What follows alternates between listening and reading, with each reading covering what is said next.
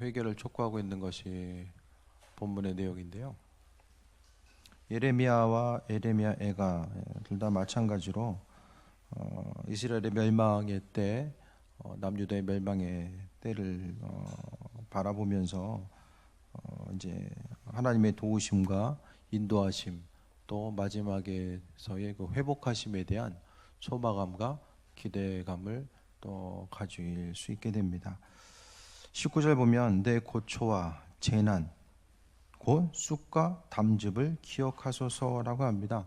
삶에 있어서의 환난과 어려움과 이 고난을 오늘 성경은 고초, 재난, 쑥과 담즙으로서 표현하고 있어요. 이 모습 가운데서 삶의 순간순간이 예전이나 지금이나 마찬가지로 이 고난의 때, 특히 오늘 본문은 나라의 이제 멸망의 순간 가운데서의 이 고난의 때를 본문을 통해서 이야기하며 20절에 내 마음이 그것을 기억하고 내가 낙심이 되오나라고 말합니다. 나라의 멸망 앞에서 바라보니까 이제 낙심의 순간이 있을 수 있죠. 그러니까 삶의 순간순간마다 누구나가 다 이제 삶의 순간이 쑥과 담즙, 그러니까 그 인생의 쓴맛을 경험할 때가 있잖아요. 마찬가지로 오늘 그 예레미야 선지자에게 있어서의 눈에 보이는 환경 자체가 낙심되는 것. 그러니까 선지자는 선지자 나름대로의 모습이 있어요. 그래서 그 똑같은 일이라고 할지라도 나라와 민족을 위해서 눈물 흘려서 기도할 수 있는 사람이 어떤 그 선지자와 같은 하나님의 그 부르심을 받은 또 잊을 수 있다라는 거죠. 나라 민족을 위해서 모든 사람들이 동일하게 눈물을 흘리지 않거든요. 근데 예레미야 선지자는 하나님의 그 부르심 가운데서 오늘 본문을 통해서 말씀하고 있습니다. 내가 낙심이 되오나, 선지자도 낙심될 때가 있었다라고 이야기해요. 살면서 신앙생활 하면서도 낙심될 때가 분명히 있죠. 하지만은 21절에 이것을 내가 내 마음에 담아두었더니 그것이 오히려 나의 소망이 되었사오며, 순간적으로 이제 낙심의 순간이 오히려 소망의 순간으로 다가오게 됩니다. 왜냐하면은 그 낙심을 허락하시는 분도 하나님이시고 그 낙심 가운데 회복시키는 분도 하나님, 그 모든 주권이 그분께 있다라는 것에 대해서 바라보고 나아가다 보니까 하나님께서 마음의 모든 중심을 허락하시는 것을 보게 됩니다. 그러니까 고난의 순간일 때 하나 더 생각해 봐야 될 것은 복음의 능력이 내가 가지고 있는 걱정, 근심 걱정의 문제를 치유할 수 없는 그런 연약한 것인가, 그것을 한번 좀 생각해 볼 수 있게 되길 바랍니다. 삶의 순간순간마다 만나게 되는 어려움이 있다라고 할지라도 하나님의 능력, 그 능력은 우리가 세상 가운데 경험하는 어떠한 환경 사정이 있다라고 할지라도 그 모든 것을 치유하시고 회복시키시는 그 능력이 있는데, 문제는 그것에 대한 믿음과 소망함이 사람들에게 없기 때문에, 신앙인들에게 그 소망함이 없기 때문에 하나님의 능력 따로, 우리의 삶에 있어서의 근심과 고난 따로, 이렇게 따로 이분법적으로 존재할 가능성이 그 믿음 때문에 생긴다라는 것을 말씀드립니다. 근데 22절에 여호와의 인자와 긍휼이 무궁하시다라고 말씀합니다. 에너지가 소진되는 게 아니라 사람은 어때요? 저녁 이 시간 되면 다들 피곤해 보여요. 피곤하시죠? 사람은 에너지가 소진이 돼요. 종일 일하고 움직이다 보면은 잠잘 때는 잠 자야 되고 일어날 때부터 일어나야 되는데 소진이 되잖아요. 그런데 하나님의 공급하심, 그분의 인자하심과 우리를 향하신 인자하심과 우리를 향하신 긍휼하심은 무궁하고 끝이 없다라고 말씀하고, 그것 때문에 우리가 진멸되지 않는다. 이제는 망할 텐데, 이스라엘 민족들이 망할 텐데 그 망한 것으로 인해서 진멸되지 않는다라고 이야기합니다. 지금까지 살아남았잖아요. 지금까지. 이 당시가 보면 이스라엘 민족들이 남유다가 멸망한 게 주전 587년도에 망하게 돼요. 그러니까 망한 지 지금 2000한 600년 가까이 이제 된다라고 생각했을 때에 지금까지도 나라 민족이 살아남는 거예요. 그러니까 세계 역사상 어떤 민족도 이렇게 생명력을 유지한 민족이 없어요. 그러니까 뭐냐면은 하나님의 약속의 말씀을 붙든 거예요. 그래서 하나님이 나라를 회복하시고 인도하신다고 함께 하심에 대해서 기대하고 소망 가지고 나아가다 보니까 그것을 통해서 하나님의 이끄심 전체를 또 바라보게 됨을 보게 됩니다. 23절에 봅니다. 이것들이 아침마다 새로우니 주의 성실하심이 크시도소이다 라고 합니다. 이것들이 뭘까요?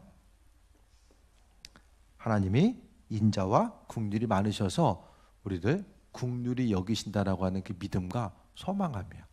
그러니까 삶의 순간순간마다 제가 요즘 계속 동일하게 말씀드리고 있어요. 고난에 대한 우리의 자세는 하나님은 긍휼이 많으시고 우리의 마음과 생각 모든 것을 다 알고 계신다라는 것, 그것으로부터 출발하게 됩니다. 그러니까 내 순간 내가 경험하고 있는 삶의 순간순간, 그것이 뭐 어려움의 순간일 수도 있고 기쁨과 즐거움의 순간일 수도 있어요. 그 순간순간이 하나님과 우리의 삶이 별개로 떨어진 것이 아니라 그 순간순간이 하나님께서 실제적으로 개입하시고 인도하시는 것. 하늘에 보면 이제 그 정찰 위성들이 다 떠 있잖아요. 떠가지고 그 영화에서 막 아래 사진 찍는 게, 지면에 사진 찍는 게 영화만 나오는 것이 아니라 실제적으로 그런 일들이 일어나잖아요. 그러니까 하나님 그거보다 더 세밀하게 우리의 삶을 지켜봐 주고 계시고 인도하시고 함께 하신다라는 것을 말씀을 통해 보게 됩니다. 믿는 자로서 오늘 이것들이 아침마다 새로우니 하나님의 예비하심과 긍휼하심이 아침마다 새롭다라고 예레미야 선지자는 말씀하고 있고, 주의 성실하심이, 하나님은 졸지도 않고 주무시지도 않다고 하잖아요. 그분의 시선은 항상 우리를 향해 있다라고 말씀하고 있습니다. 그러니까 어려움이 있을 때 하나님은 그 어려움에 대해서 피할 길을 주시거나 또 피할 길이 아니라 직접적으로 맞닿을 때가 있거든요. 그때는 그것을 이겨나갈 수 있고 감당할 수 있는 힘과 능력을 우리에게 주시는 분이라는 그것에 대해서 우리는 날마다 기억해야만 합니다. 그래서 24절에 내 심령이 이르기를 여호와는 나의 기업이시니 그러므로 내가 그를 바라리라 하는도다. 우리의 기업은 무엇입니까? 여호와 하나님이 우리의 기업이에요. 우리가 있고 없고는 세상 어떤 것이 아니라 하나님의 공급하심, 그것 때문에 우리가 있는 사람 없는 사람이 나뉘어진다라는 거예요. 그러니까 내 안에 하나님의 능력과 예비하심이 있으면 그 풍성한 기업이 있는 것이고, 없으면은 그분이 없으면 아무것도 없는 것과 마찬가지입니다. 그래서 오늘 그 예레미야 애가라고 하잖아요. 나라가 멸망하는 그 순간 앞에서 정말로 심령의 안타까움이 있지만 그 안타까움 가운데서 하나님의 도우심과 인도하심에 대한 소망함 자체가 계속해서 흘러 넘치고 있는 모습을 보게 됩니다. 그래서 아침마다 그의 행하실 것에 대해서 아침에 좀 생각할 여유가 있으세요? 눈 뜨고 나서? 막 바쁘세요? 정신없이 아침 시간이 지나가잖아요. 이제는 한번 오늘 본문의 말씀과 같이 이것들이 아침마다 새로우니, 하나님의 예비하심과 풍성함이 아침마다 새롭다라고 표현하는 것처럼 하루를 시작함에 있어서 오늘도 그냥 그렇게 하루가 흘러가는구나, 그게 아니라 하나님께서 일하실 것에 대한 기대함과 소망함을 좀 마음에 품고 그것에 대한 기대함을 가지고 하루하루 살아가는 것이 우리가 신앙생활함에 있어서 정말 복된 삶의 모습임을 보게 됩니다. 25절 봅니다. 기다리는 자들에게나 구하는 영혼들에게 여호와는 선하시도다. 하나님은 우리가 간구했을 때 어떻게 하면 주지 않을까, 조금만 덜 좀 기다렸다가 줄까, 그것이 아니라 하나님은 선하시다라는 것은 구하는 이들에게, 기다리는 자들, 구하는 영혼들에게 하나님은 선하시다라고 말씀하고 있어요. 여러분 개인에게 있어서 하나님 어떤 분이십니까? 맨날 죄에 둔감한 사람들한테는 하나님은 두려운 분이죠. 하지만은 하나님은 믿는 이들에게, 구하는 이들에게 하나님은 분명히 선하시다라고 말씀하고 있습니다. 선하신 하나님은 모든 것을 알고 계세요. 그래서 26절에 사람이 여호와의 구원을 바라고 잠잠히 기다림이 좋도다라고 합니다. 여러분 인생 가운데 지금 움직일 때인지 아니면 잠잠하게 기다릴 때인지를 잘 분별하셔야 돼요.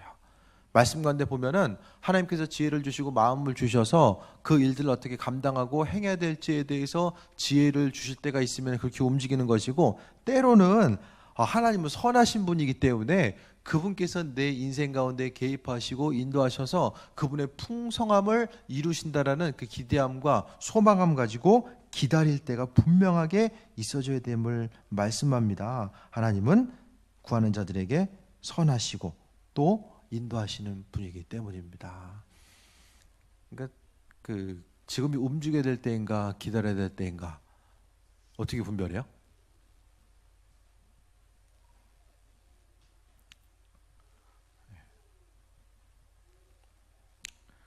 갈 데 없으면 있어야죠. 간단하게 움직일 데가 없으면 있어야 되잖아요. 사방이 막혀 있으면 그냥 있어야 되는 거예요. 뭐 이렇게 어렵게 생각할 필요 없이 내 갈 데가 있으면 길을 비춰주시면 그 길을 가면서 하나님께서 만들어 가실 것에 대한 기대함과 소망함을 갖는 거죠. 그러니까 여러분이 기도하고 있는 거 하루를 통해서 생각하고 예배하심 따라 나아가는 이 과정들이 있거든요. 근데 그 가운데서 하나님은 환경을 통해서 계속해서 일하시고 함께 하심에 대해서 보게 됩니다. 그러니까 여러분 주변에 있는 누군가가 이루시고 인도하실 것에 대한 소망감 가지고 이제 나아가는 거죠. 그러니까 주변의 입술을 통해서 뜻하지 않는 환경과 그런 그 관점을 통해서 이제 나아가는 거예요. 예를 들어서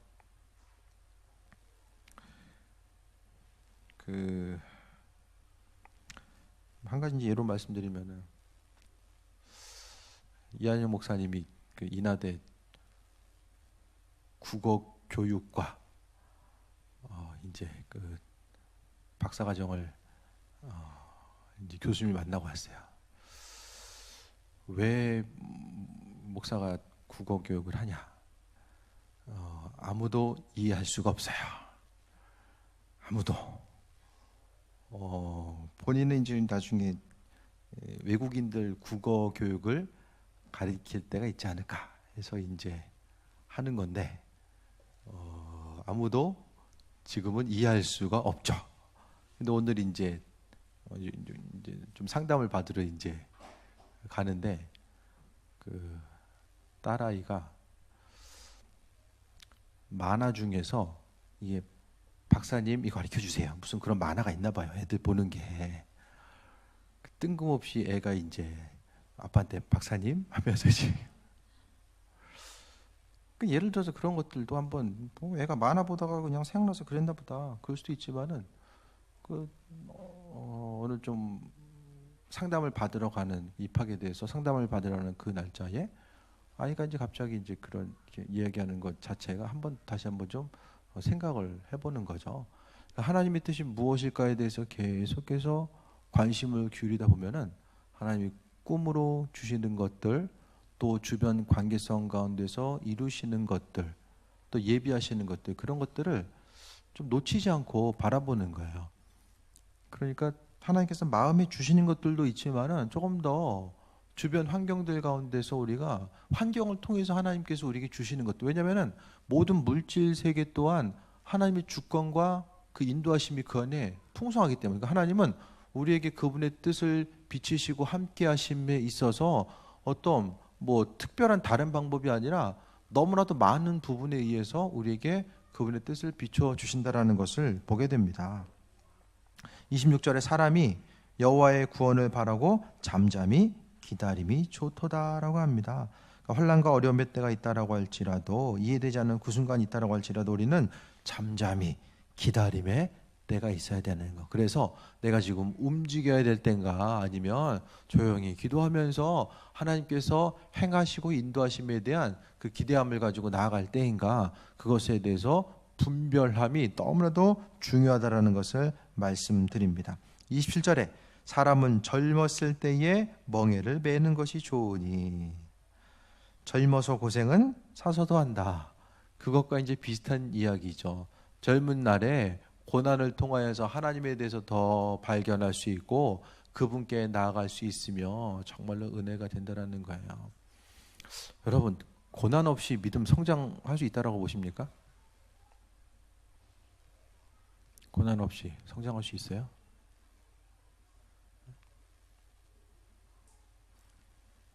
고난을 경험해 보지 않으면 성경 이해할 수가 없어요. 고난 없이 성경은 절대로 이해할 수가 없습니다. 왜냐?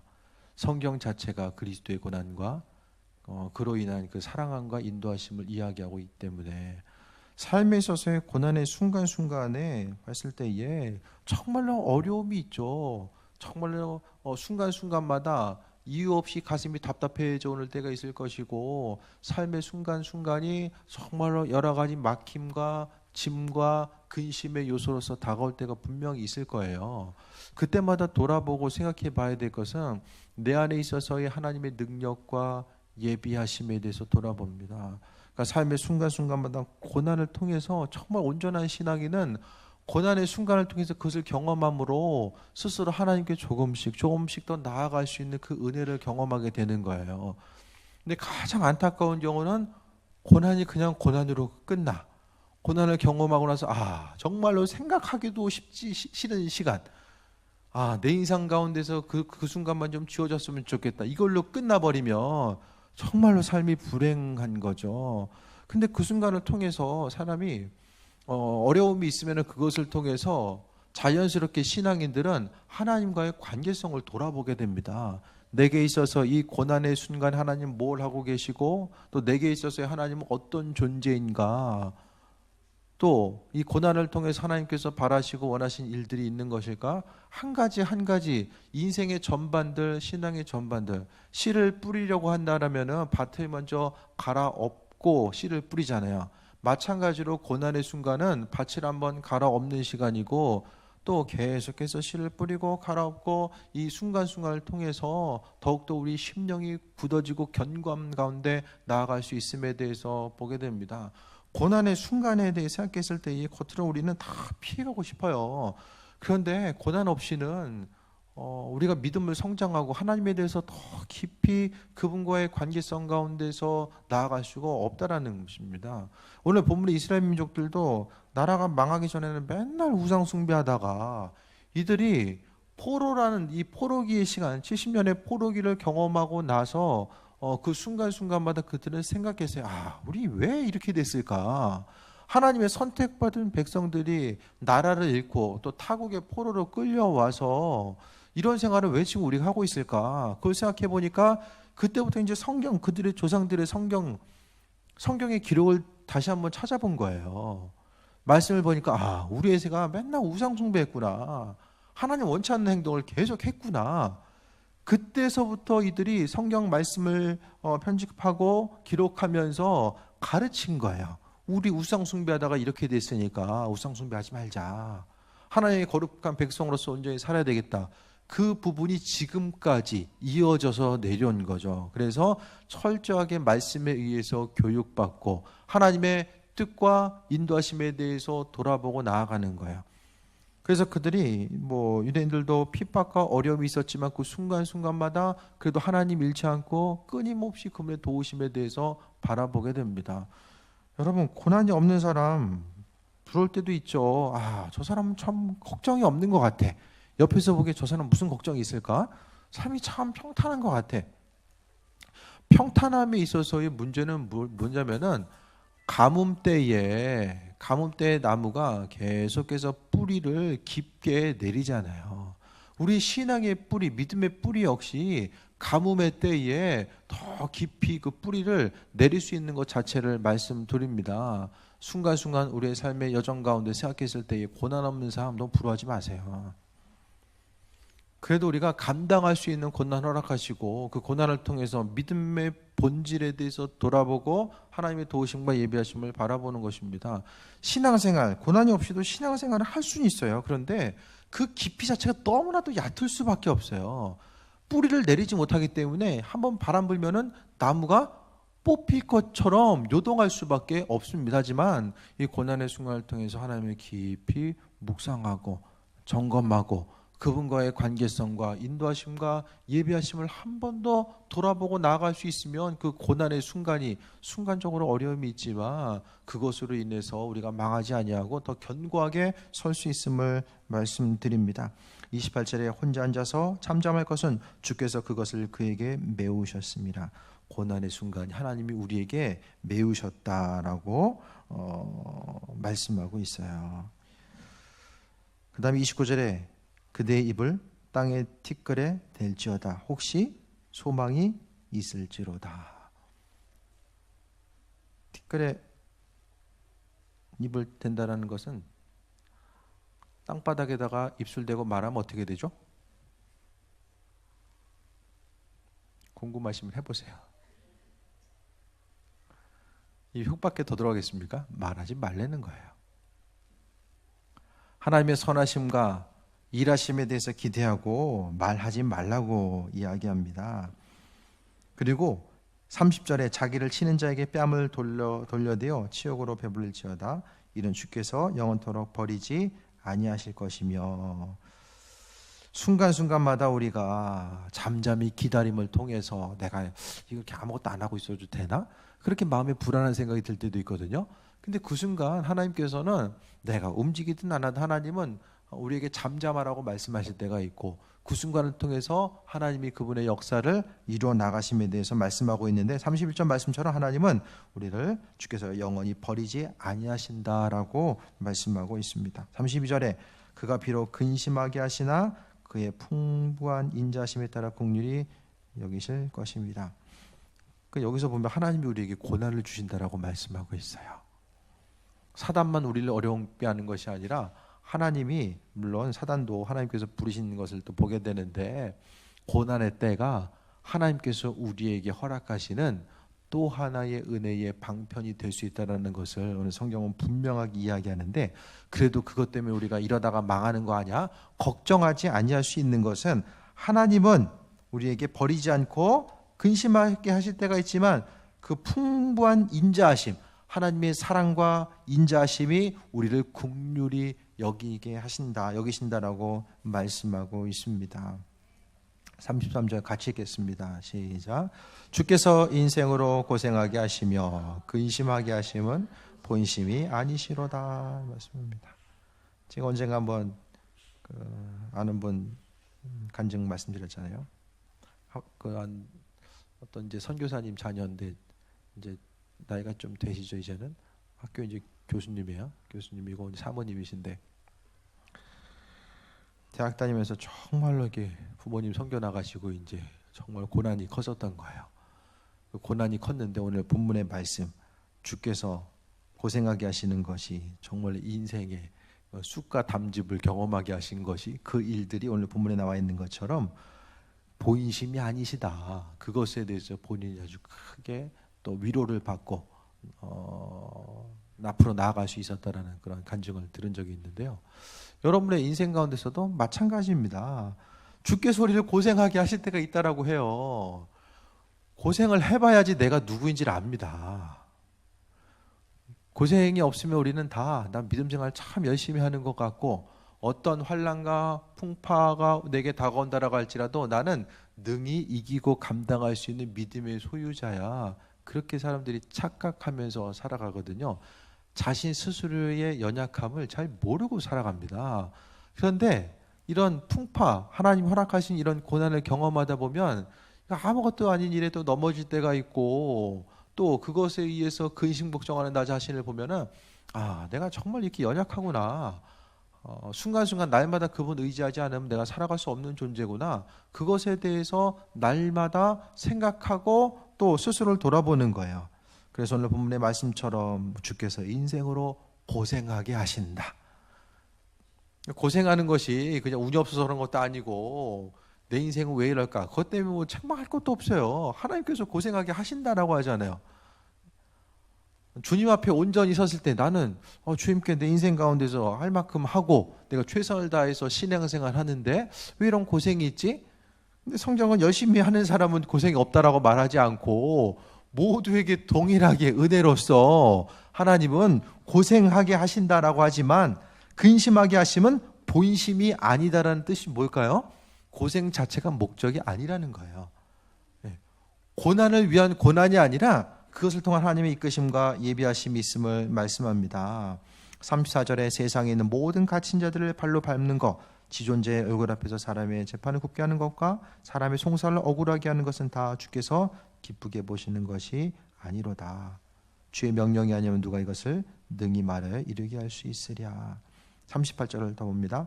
화와 복이 지존자의 입으로부터 나오지 아니하냐. 모든 것이 다 하나님 그분의 예비하심과 인도하심 그 풍성함 가운데 다 펼쳐짐에 대해서 보게 됩니다. 고난 없이 뿌리를 내리지 못하는 신앙과 고난을 경험하고 그 순간 힘들지만은 때로는 잠잠해질 때가 있고 또 환난과 어려움 속에서 근심 걱정할 때가 있지만은 그것을 통해서 깊이 주님을 묵상하고 나아가는 것.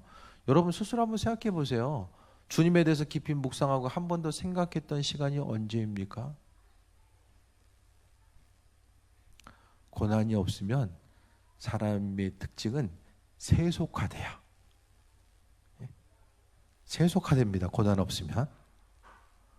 세속화가 뭔지 아십니까?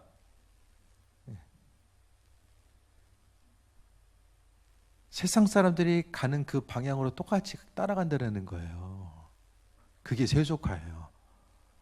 하나님이 옳다라고 여기시는 그것에는 별로 관심을 두지 아니하고 세상이 옳다라고 여기는 그 기준 앞에 자신의 모든 전부를 걸고 거기 따라갑니다. 생각과 이 마음 자체가 다 분산되는 거죠. 공감이 되십니까? 인생들 가운데서 여러분? 삶의 순간순간이 오늘 본문 말씀 예레미야 선지자가 하나님의 말씀을 받고 우리에게 전해준 이 말씀 자체가 공감이 되십니까? 고난의 순간순간 우리의 삶을 통해 다 마찬가지죠. 크고 작은 고난의 순간 힘들지만 또 하나님께서 지나가게 하시고 인도하시는데 하나님은 분명히 화와 복이 하나님의 입으로부터 나온다라고 분명하게 말씀하고 있습니다. 그러니까 모든 주권이 그분께 있다라는 것을 이야기하는 거야. 39절에 살아있는 자들은 자기 죄들 때문에 벌을 받나니 어찌 원망하랴. 우리가 스스로 우리의 행위들을 조사하고 여호와께로 돌아가자. 우리의 마음과 손을 아울려 하늘에 계신 하나님께 들자라고 말씀합니다. 삶의 순간순간 이 중심 자체를 그분께 돌이키고 마음 문을 열고 하나님의 도우심에 대해서 바라보는 거예요. 크고 작은 여러 가지 고난의 때, 그러니까 가장 온전한 신앙은 욥의 예를 통해 볼 수 있는 것처럼 고난의 풀무불을 지난 사람들이 그것을 통해서 하나님의 풍성을 바라보는 거죠. 고난을 통해서 정말로 악만 남게 되면은 아무 유익이 없어요. 하나님은 내 인생에 상처 주기 위해서 또 나로 하여금 절망시키고 무너뜨리기 위해서 그게 하나님 본심이 아니다라고 분명하게 말씀하고 있잖아요. 고난의 순간을 걸을 때 하나님께서 위태한 마음으로 위태롭게 나아가는 우리의 마음 한 사람 한 사람을 그분의 마음으로 지켜봐 주고 계시고 더 인도하심에 대해서 우리가 생각했을 때에 삶의 순간순간 하나님의 말씀이 우리의 인생 가운데서 힘과 능력이 되는 것을 경험할 수 있어야 돼요. 다시 한번 말씀드립니다. 내 삶에 있어서 하나님 말씀 그분의 능력과 예비하심이 내 인생 가운데 어떤 중심적인 의미성으로 다가오고 있는가 그 부분을 날마다 점검해 봐야 되는데 그 순간순간의 점검함의 그 때는 인생에 있어서의 쉽고 편안한 때가 아니라 고난의 담즙을 먹을 때 그것을 맛볼 때에 또 쑥과 담즙을 먹을 때에 그로 인하여서 우리가 경험되어진다는 것에 대해서 보게 됩니다. 두려워할 것이 아니라 조금 더 담대하게 하나님께서 일하시고 예비하심이 있다는 것에 대해 생각하고 내가 지금 말하고 움직일 때인가 아니면 잠잠하게 하나님의 도우심과 예비하심을 따라서 말씀으로 충만하게 체험받고 그 말씀대로 순종하며 나아갈 때인가 그것을 돌아봐야 됩니다. 이스라엘 민족들은 결국 망한 거 하나님을 잊어버렸어요. 그것입니다. 죄 가운데 있는 거 이들은 결국 죄 때문에 징계받은 거죠. 이들의 죄는 죄 짓다가 징계받은 거예요. 하지만 그 징계 자체가 이스라엘 민족들을 멸망시키기 위한 것이 아니라 이 고난의 풀무불을 통하여서 그들을 다시 한번 정금과 같이 새롭게 하시고 그들을 세워나가는 그 모습을 보게 됩니다. 이제 말라기 이후에 신약으로 넘어가면서 산당 가서 제사 지냈다는 얘기 없잖아요. 우상 숭배했다는 얘기 있습니까? 신앙의 모습이 형식적으로 변질된 것에 대해서 책망하신 것이 있는데 이전처럼 구약의 내용처럼 그들이 우상 숭배해가지고 책망받은 건 없어요. 그러니까 포로기를 통하여서 그들이 고난을 경험하고 또 변화되고 또 나중에 이들이 주 70년인가요? 나라가 또 로마에 의해서 또 완전히 멸망한 이후에 그들이 다 세계주로 흩어지면서 또 수많은 고난을 경험하게 됩니다. 그런데 고난 가운데 있었지만은 그들은 하나님을 잊어버리지 않았다라는 거예요. 오히려 고난 속에서 견고하게 그들의 뿌리를 더욱더 깊이 내리고 나아갔음에 대해서 보게 됩니다. 오늘 솔로몬처럼 하나님께서 꿈에 나타나셔서 너 고난 좀 받아볼래? 말씀하시면 우리 뭐라고 대답해야 될까? 옆 사람 먼저요. 저는 준비가 안 됐어요. 고난받을 준비되는 때가 있을까요? 없어요. 없어요. 버티는 거예요. 잠잠히 기다리라고 하는 게 그냥 조용히 그냥 태풍 지나갈 때까지 그 기다리라는 그것보다는 그것을 견디고 나아가는 시간, 하나님께서 은혜를 허락하시고 인도하셔서 그 순간을 견디고 나아가는 신앙이죠. 앞으로 살 날이 많다라는 것은 고난의 순간이 아직도 많이 남아있다라는 것을 이야기합니다. 여러분, 신앙생활 하는 게 순간에 고난의 순간이 딱 있다가 이 고난 지나가면은 그 시험만 통과하면은 나머지 시간은 대대 그냥 계속해서 그냥 편안함의 시간으로서 그냥 계속된다. 그렇게 생각하지 마시고요. 계속해서 인생 가운데 만나게 되는 이 고점과 저점은 계속해서 있어요. 풍성하게 이전의 신앙생활 가지고 이전에 가지고 있었던 그 풍성한 믿음 가지고 그 신앙생활을 계속해서 영위해 수 있습니까? 없어요. 사람은 나도 모르는 사이에 변질됩니다. 그렇기 때문에 하나님은 그냥 편안할 만하면 그렇게 하나씩 이렇게 다가오는 것들이 있잖아요. 그게 하나님 은혜예요. 순간적으로 긴장이 풀릴만 하면 하나씩 다가오는 그거. 그 순간순간이 그래도 감당할 수 있는 것들로 우리에게 주시는 거예요. 인생의 순간순간이 아니라 한 번에 왕창 큰 것으로 이제 경험하시는 분들도 있죠. 근데 성경은 감사하게도 사람이 감당할 시험만 주신다라고 말씀하셨어요. 그게 은혜죠.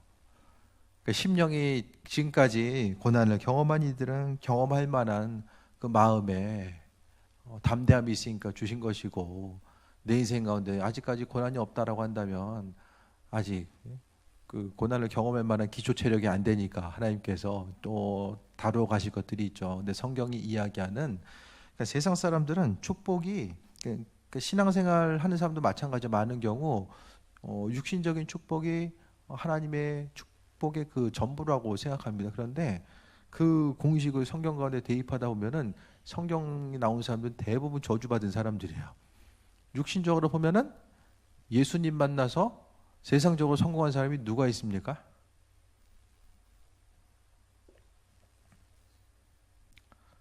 누가 있어요? 세상적으로 성공한 사람이.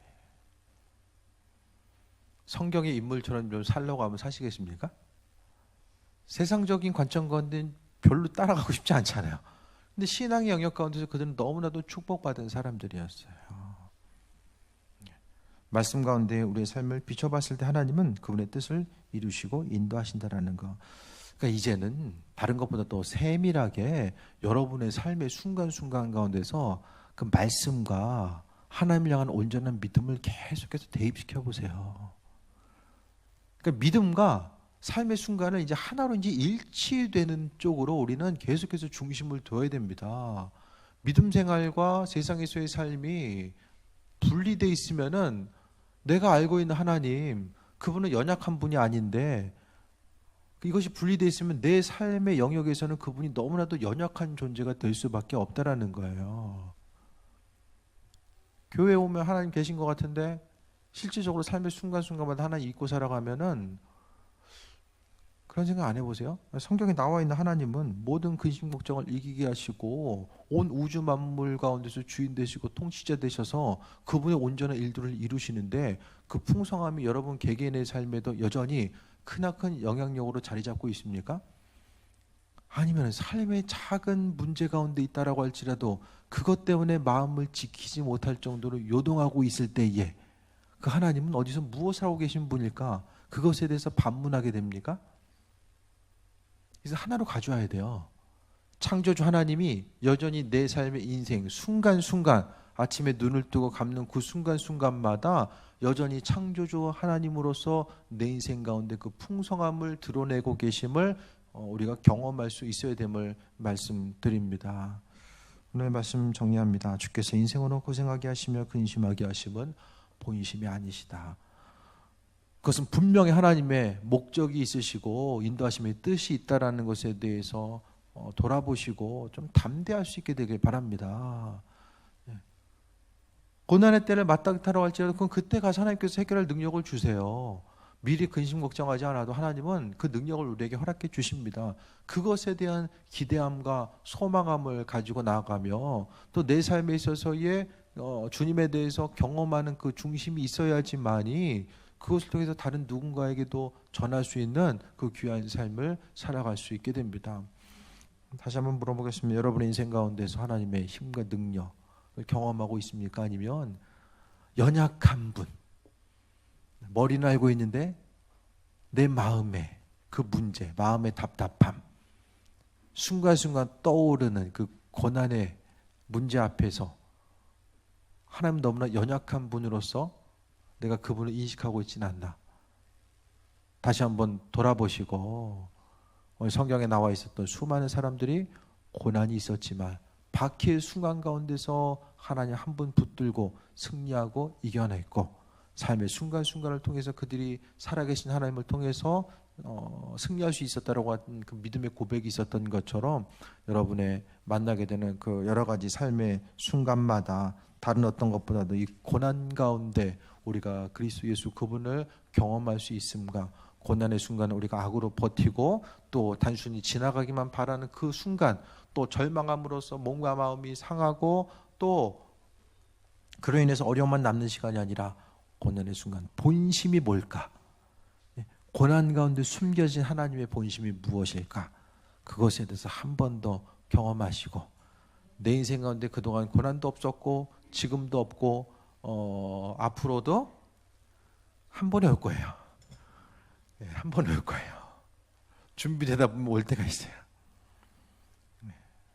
진짜 있습니다. 고난 없이 쭉 시작했다가 고난 없이 마무리되면은 제 생각에 하나님 관심이 없는 사람이에요. 하나님의 시선을 떠난 사람이다. 저는 그렇게 봐요.